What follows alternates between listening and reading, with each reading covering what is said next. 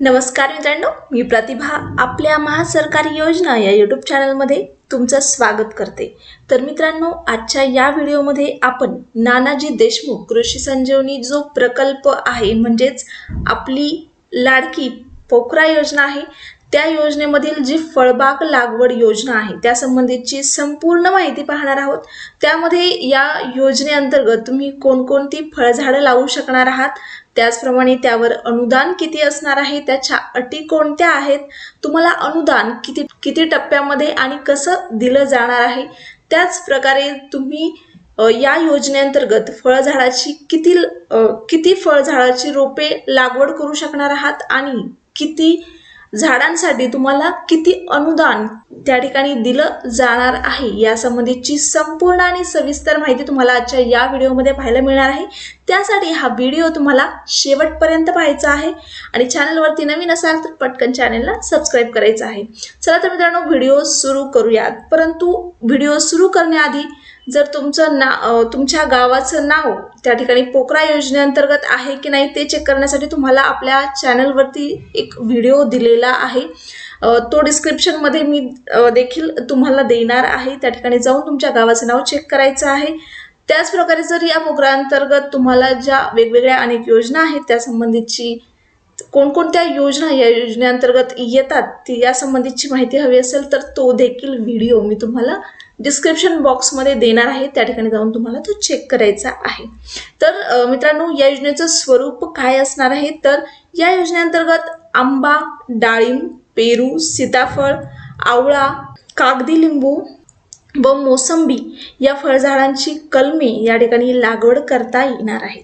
तसेच लाभार्थ्यांना ठिबक सिंचन संचासाठी 100% अनुदान या ठिकाणी दिलं जाणार आहे। अशा प्रकारची जी आहे ती ही फळबाग लागवड योजना आहे। या योजनेअंतर्गत तुम्ही या फळबाग लागवडीसाठी अनुदान मिळवू शकणार आहात। दुसरा महत्त्वाचा मुद्दा आहे तो म्हणजे या योजनेसाठीच्या ज्या अटी आहेत त्या कोणकोणत्या असणार आहेत आणि तुम्हाला जे या ठिकाणी अनुदान दिलं जाणार आहे ते कसं आणि किती टप्प्यांमध्ये दिलं जाणार आहे ते देखील आपण या ठिकाणी आता पाहणार आहोत। तर योजनेच्या अटी यामध्ये दिलेला आहे की वैयक्तिक शेतकऱ्यांना योजनेचा लाभ घेता येणार आहे। तुमच्या शेतामध्ये तुम्ही वैयक्तिकरित्या या ठिकाणी फळबाग लागवड करू शकणार आहात। अनुदानाची मर्यादा या ठिकाणी 100% आहे, म्हणजे तुम्हाला या योजनेअंतर्गत 100% अनुदान हे दिलं जाणार आहे। लाभार्थ्यास एकूण 3 वर्षाच्या कालावधीत 50-30-20 प्रमाणे अनुदान हे देय असणार आहे। म्हणजेच लाभार्थ्याला लागवड केल्यापासून फळबाग झाडांची लागवड केल्यापासून 3 वर्षामध्येच तुम्हाला या ठिकाणी 3 टप्प्यांमध्ये याचे जे अनुदान आहे ते तुमच्या बँक खात्यामध्ये जमा होणार आहे। इथं दिल्याप्रमाणे पहिल्या वर्षी तुम्हाला फळबागाची लागवड केल्यानंतर तुम्हाला पहिल्या वर्षी जे आहे ते तुम्हाला 50% अनुदान दिलं जाणार आहे, दुसऱ्या वर्षी तुम्हाला 30% अनुदान दिलं जाणार आहे आणि तिसऱ्या वर्षी तुम्हाला 20% अनुदान हे दिलं जाणार आहे। अशा प्रकारे एकूण 3 वर्षामध्ये तुम्हाला याचे 100% जे अनुदानाचे पैसे आहेत ते तुमच्या बँक खात्यामध्ये जमा होणार आहेत। पहिल्या वर्षी किमान 80% व दुसऱ्या वर्षी फळबाग जगवणे आवश्यक आहे। म्हणजे तुम्हाला दुसऱ्या वर्षीची जे अनुदान आहे ते तुमच्या अकाउंटवर येण्यासाठी तुम्हाला पहिल्या वर्षीच 80% जी फळबागाची जी रोपं आहेत ती जगवणं तुम्हाला त्या ठिकाणी अनिवार्य असणार आहे, तुम्हाला ती जगवावी लागणार आहे, तरच तुम्हाला दुसऱ्या वर्षीचा जो दुसरा टप्पा आहे म्हणजे 30% अनुदान आहे ते तुमच्या अकाउंटमध्ये जमा होणार आहे। त्याचप्रकारे जे फळबाग लागवडी करता कलमाची जी निवड आहे ती तुम्हाला स्वतः करायची आहे।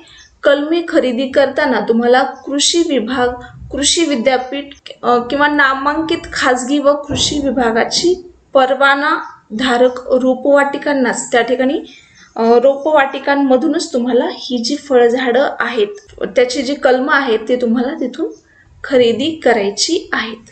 त्याचप्रकारे या योजनेअंतर्गत लाभ कसा आणि किती दिला जाणार आहे त्या संबंधीची आपण माहिती पाहू।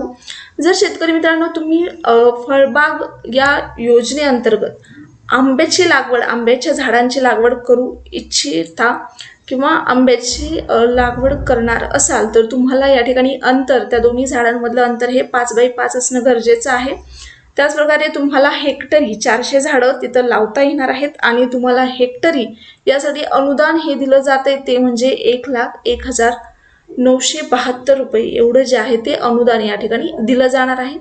पेरूसाठी तुम्हाला अंतर हे 3 बाय 2 असं असणार आहे आणि हेक्टरी तुम्हाला 1,666 या ठिकाणी झाडं लावावी लागणार आहेत पेरूची आणि त्यासाठी तुम्हाला दिलं जाणारं अनुदान आहे ते म्हणजे 2,02,090 रुपये। त्याच प्रकारे हे जे आहे ते हेक्टरी तुमचं अंतर वाढलं की त्यानुसार तुम्हाला अंतरावर आणि तुमच्या झाडांवरती हे जे अनुदान आहे ते डिपेंड असणार आहे। तुम्ही किती झाडं लावताय त्यानुसारच तुम्हाला त्या ठिकाणी अनुदान हे मिळणार आहे।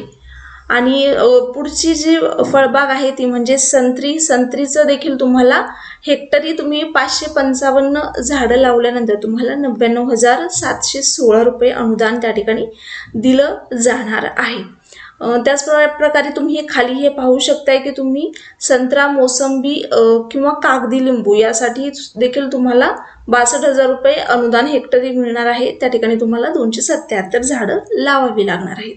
सीताफळाचं देखील दिलेलं आहे, आवळ्याचं देखील दिलेलं आहे। तर तुम्ही या ठिकाणी तुम्हाला अंदाज आलेला असेल की तुम्हाला कोणत्या फळबागासाठी किती म्हणजे किती अनुदान हे तुम्हाला दिलं जाणार आहे, तुम्हाला हेक्टरी किती झाडं लावावी लागणार आहेत या संबंधीचं तुम्हाला एक अंदाज आलेला असणार आहे। आणि ही जी योजना आहे या संबंधीचं तुम्हाला कुठे अर्ज करायचा आहे तर ऑनलाईन तुम्हाला या ठिकाणी अर्ज करायचा आहे।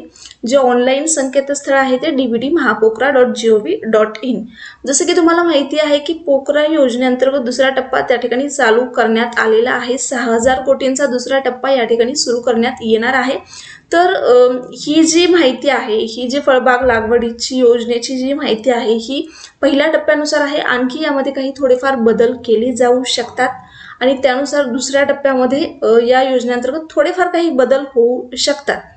त्यामुळे तुम्हाला याची नोंद घ्यायची आहे आणि तुम्हाला या योजनेच्या अधिक माहितीसाठी तुम्हाला तुमच्या जिल्हा अधीक्षक कृषी अधिकारी, उपविभागीय कृषी अधिकारी, तालुका कृषी अधिकारी कार्यालयाशी संपर्क साधायचा आहे आणि या योजनेसंबंधित अधिक माहिती मिळवायची आहे। आणि ही माहिती तुम्हाला कशी वाटली ते देखील मला कमेंटमध्ये नक्की कळवायचं आहे।